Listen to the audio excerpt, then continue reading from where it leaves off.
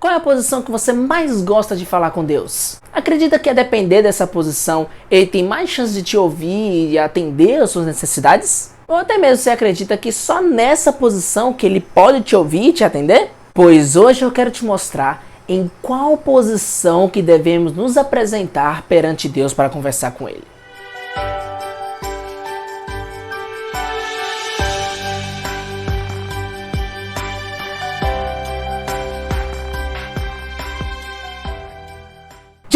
Gente, estou muito feliz. Saudade desses sustos.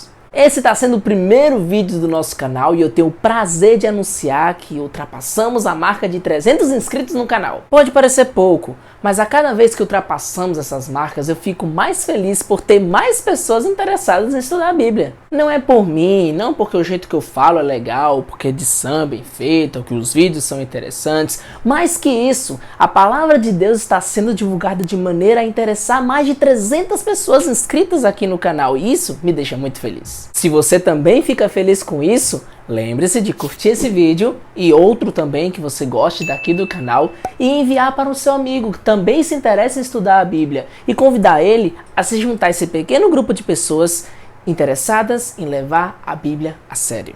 Como vocês podem ver, esse nosso vídeo está sendo publicado no modo estreia, que é uma novidade aqui no canal. Dessa maneira vocês podem interagir comigo ao vivo pelo chat. Apesar desse vídeo já ter sido gravado há algum tempo, meu diretor de edição, eu mesmo, está assistindo esse vídeo agora juntamente com vocês. Então qualquer dúvida, comentário que vocês tenham para fazer aqui no canal, pode colocar aí no comentário do chat que eu vou ter o prazer de interagir juntamente com vocês. Aproveita e comenta agora aí no chat o que vocês gostaram dessa ideia. Se vocês gostarem, vou fazer só assim daqui pra frente. Bom, é isso aí, gente. Voltamos com as pérolas, finalmente. E para abrir o ano com chave de ouro, eu quero trazer hoje uma das histórias mais interessantes da Bíblia que eu acho. Essa é a história que abre o segundo livro de Reis. E você pode acompanhar, enquanto eu conto a história, aí na sua Bíblia mesmo.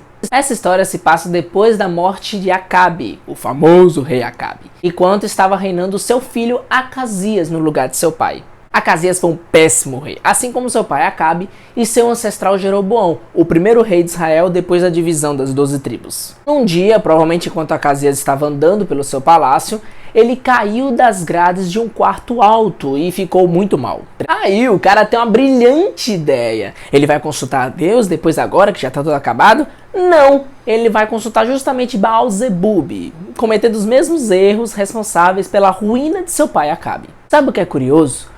Muitas pessoas, ao verem uma pessoa à beira da morte se entregando a Jesus, se convertendo, eles acham que a pessoa está fazendo isso só porque está quase morrendo e menosprezam sua conversão. Essa história de Acasias é uma das histórias que provam que não é tão óbvio assim. Ah, a pessoa está morrendo, agora vai querer buscar a Deus. O mesmo sol que amolece a cera endurece o barro.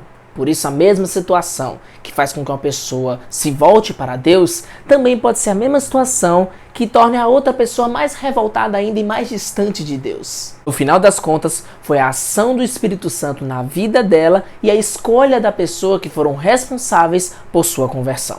Bom, no caminho dos mensageiros do rei indo para Baal-zebub, Deus pede para Elias encontrar esses mensageiros e transmitir uma mensagem. Ao se encontrar com os mensageiros, Elias chega para eles e diz: por acaso não tem Deus em Israel não, para esse rei Acasias querer consultar outros deuses pagãos e falsos? Pois digo a ele que por causa dessa desobediência e falta de confiança no Deus verdadeiro, ele não vai recuperar dessa queda e vai morrer. Os mensageiros, sem nem saber direito quem era aquele homem, mas impressionados com sua ousadia e se referir ao Deus Israel como Deus verdadeiro, eles voltaram todo o caminho e foram até o rei. Ao chegarem lá, o rei estranha a rapidez que eles voltaram e ele pergunta: oxente, que foi que aconteceu que vocês voltaram tão rápido? Aí os mensageiros: então, meu rei, um cara chegou do nada dizendo que não era para você ter consultado o Deus Jecrom e sim o Deus verdadeiro, o Deus Israel. E por causa disso, ele disse que o senhor vai morrer. O rei, depois de ouvir essa mensagem e ficar se perguntando quem era o doido capaz de falar disso sobre ele mesmo, ele pergunta para os servos qual era a aparência desse homem. Os servos então descrevem aquele homem como alguém vestido de pelos e que usava um cinto de couro. E nem que Acasias reconheceu o cidadão?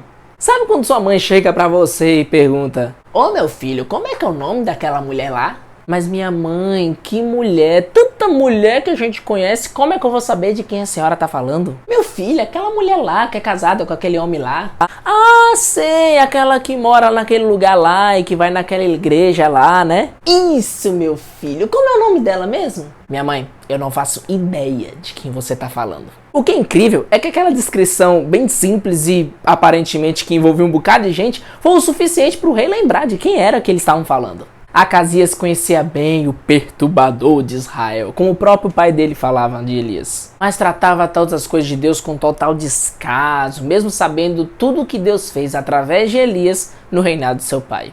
Ao ouvir a mensagem de Elias, o rei simplesmente manda um capitão ir com seu exército atrás dele para trazê-lo, quase como se estivesse indo prendê-lo, num gesto de total afronta e descaso com a mensagem divina. Esse capitão, na hora que se encontra com Elias, chega na maior audácia e fala o seguinte: Ei, homem de Deus, o rei tá pedindo pra você descer daí pra ir falar com ele agora, bora? Elias então responde: Eu não vou descer coisa nenhuma porque o rei não manda em mim. Eu só obedeço ao meu Deus, e se eu sou profeta dele, o que vai descer daqui vai ser fogo do céu para consumir todos vocês. E foi o que aconteceu. Dramático e radical pode parecer mesmo para alguns. O pior é que, segundo o relato bíblico, enquanto o primeiro capitão apenas pediu para o profeta descer, o segundo capitão chega e diz: desce depressa. Afrontoso esse capitão, gente. Mas agora a cena muda. O terceiro capitão age diferente. Não sabemos se pelo medo de ser queimado como os dois anteriores, ou se o rei recomendou que ele fizesse algo diferente, o que eu duvido muito. Mas lembre-se, assim como na situação de Acasias, aquela reação do terceiro capitão não era uma reação óbvia, esperada pelo contexto que ele estava. Porque se fosse assim, pelo menos o segundo capitão tinha agido de maneira diferente, né? Ao olhar para o primeiro. Por isso, te convido agora a ler comigo a sua Bíblia no segundo livro de Reis, capítulo 1. Verso 13 e 15, que diz assim: O rei enviou um terceiro capitão de 50, com seus 50 soldados. Este terceiro capitão de 50 subiu o monte, pôs-se de joelhos diante de Elias e lhe suplicou: Homem de Deus, peço por favor que a minha vida e a vida desses servos, os 50 soldados, seja preciosa aos seus olhos. Agora verso 15. Então o anjo do Senhor disse a Elias: Desça com esse. Não tenha medo. Ele se levantou, desceu com ele e se apresentou ao rei.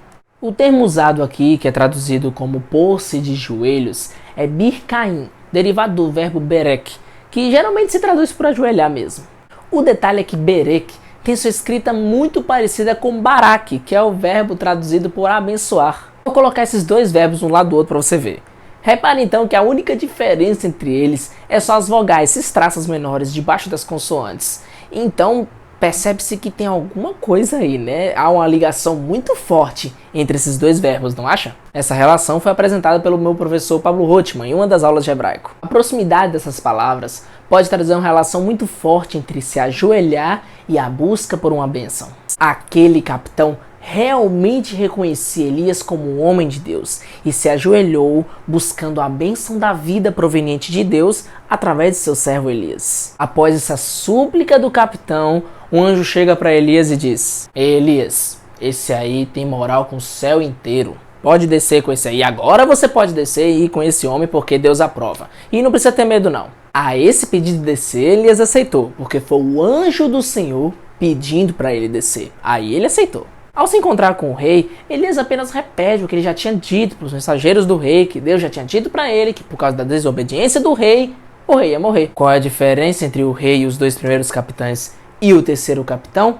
A posição na qual eles buscaram a Deus, ali representado pelo profeta Elias. E aí, qual é a melhor posição para se buscar a Deus? Eu digo mais, só há uma posição correta na qual se pode buscar a Deus: de joelhos. Ah, mas você acha que eu vou entrar nessa discussão de posição para orar? Nem velho, o vídeo de controvérsias foi o passado, então se você não viu, vai assistir. O que significa se colocar de joelhos? Tanto antigamente como hoje, uma pessoa se colocar de joelhos pode dar ideia até de submissão ou no mínimo de humildade. Esse é o ponto. A questão, claro que não seria a nossa posição física para falar com Deus, e sim a posição da nossa alma, do nosso coração.